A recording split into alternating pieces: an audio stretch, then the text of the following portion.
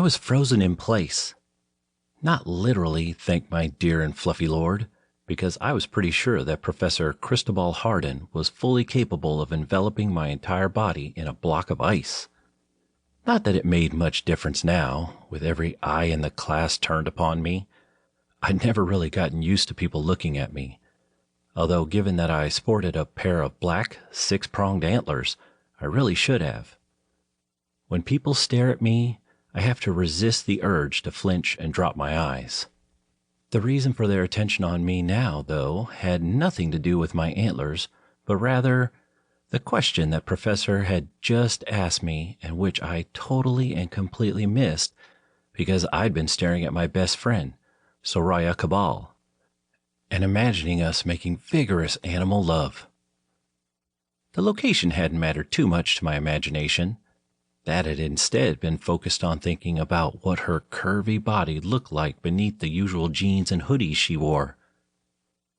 Thank God she had no idea how bad I had it for her, or our friendship would be completely ruined.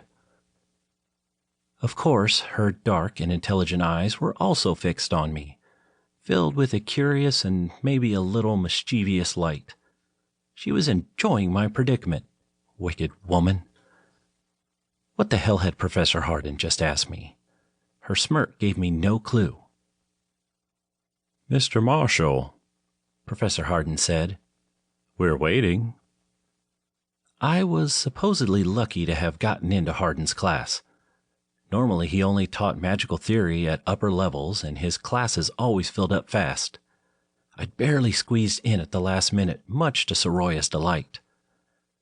I was about to admit defeat and admit that I didn't know, because it was either that or crack a witty joke, and I was fresh out of those, when Soroya tapped a single word on her heavily scribbled on, and more heavily doodled notebook. Infinities? My voice tilted a bit at the end, making my answer a question. "Correct," Professor Hardin agreed. "Magic is difficult to use even at the best of times, but with an affinity for a particular area, such as Mr. Marshall's affinity for friends who are better at paying attention than he is, one can manage spell work under less favorable circumstances, sometimes even with relative ease within the breadth of their affinities." I sighed as he went on and slumped into my seat. A lot of this stuff I already knew. Everyone did. Working with magic was hands down one of the hardest things anyone anywhere could do, and unless you had an affinity for a particular area, or rarely areas, casting spells meant working your ass off. All that stuff I knew and understood completely. It was all the theoretical crap the prof got into about why our affinities worked the way they did or didn't that threw me off. It seemed like every dead white guy out there had something to say on the subject, and keeping them all straight was a pain in the ass. It also didn't matter a whole lot to me. I was majoring in magical theory for two reasons. One, my freaking antlers. They're part of a curse put on me that cut me off from any affinity I might have for magic. So long as the curse was on me, I was stuck with a pair of antlers and a complete inability to cast even the most basic spells unless I was willing to dedicate countless hours to study and practice. I had a lot of magical potential stored up inside of me, but with no affinities, I had no easy means of actually putting it to use, which I'd thought was what magical theory was supposed to be about. Two, my freaking antlers again.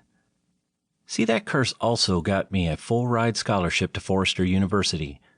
Not exactly prestigious and in the middle of freaking nowhere, but hey, anything to get away from my adopted family and out on my own.